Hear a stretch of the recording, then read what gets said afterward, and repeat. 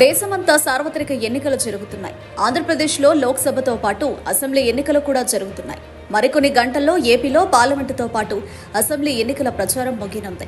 దీంతో అన్ని పార్టీలు ప్రచారంలో జోరు పెంచాయి.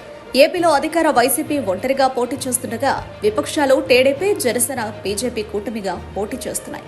కాంగ్రెస్తో పాటు చిన్న పార్టీలు పోటీలో ఉన్న ప్రధాన పోటీ మాత్రం అధికార వైసీపీ, విపక్ష కూటమి మధ్య నెలకొంది.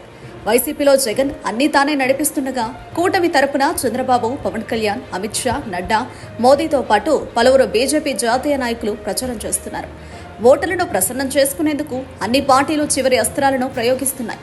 రసవత్తరంగా సాగుతున్న ఎన్నికల సంగ్రామంలో ఎవరికి ఎన్ని సీట్లు రాబోతున్నాయి అనేది ఉత్కంఠగా మారింది. ఓటరు నాడి అంతుచిక్కకపోవడంతో పార్టీలు టెన్షన్ పడుతున్నాయి. ఈ క్రమంలో తాజాగా పోల్ స్ట్రాటజీ గ్రూప్ నిర్వహించిన ప్రీపోల్ సర్వే సంచలన విషయాలు వెల్లడయ్యాయి. వైసీపీ, కూటమి మధ్య పోటీ. ఏపీలో ప్రధాన పోటీ అధికార వైసీపీ, విపక్ష కూటమి మధ్య ఉందని సర్వే తేల్చింది.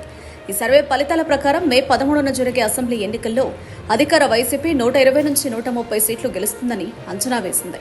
టీడీపీ, జనసేన, బీజేపీ కూటమికి 45 నుంచి 55 సీట్లు వస్తాయని వెల్లడించింది. దీంతో అధికార పార్టీ మరోసారి ప్రభుత్వం ఏర్పాటు చేస్తుందని సర్వే సంస్థ వెల్లడించింది. ఇక లోక్సభ ఫలితాలను కూడా పోల్ స్ట్రాటజీ గ్రూప్ సంస్థ వెల్లడించింది. మొత్తం 25 లోక్సభ స్థానాలు ఉన్న ఏపీలో 2024 మే 13న జరిగే ఎన్నికల్లో అధికార వైసీపీ 18 నుంచి 20 సీట్లు సాధిస్తుందని అంచనా వేసింది. ఇక విపక్ష టీడీపీ, బీజేపీ, జనసేన కూటమికి 5 నుంచి 7 సీట్లు వస్తాయని పేర్కొంది. మొత్తంగా ఇటు రాష్ట్రంలో అధికారం నిలబెట్టుకోవడంతో పాటు లోక్సభ ఎన్నికల్లోనూ వైసీపీ మెజారిటీ సీట్లు గెలుస్తుందని తెలిపింది.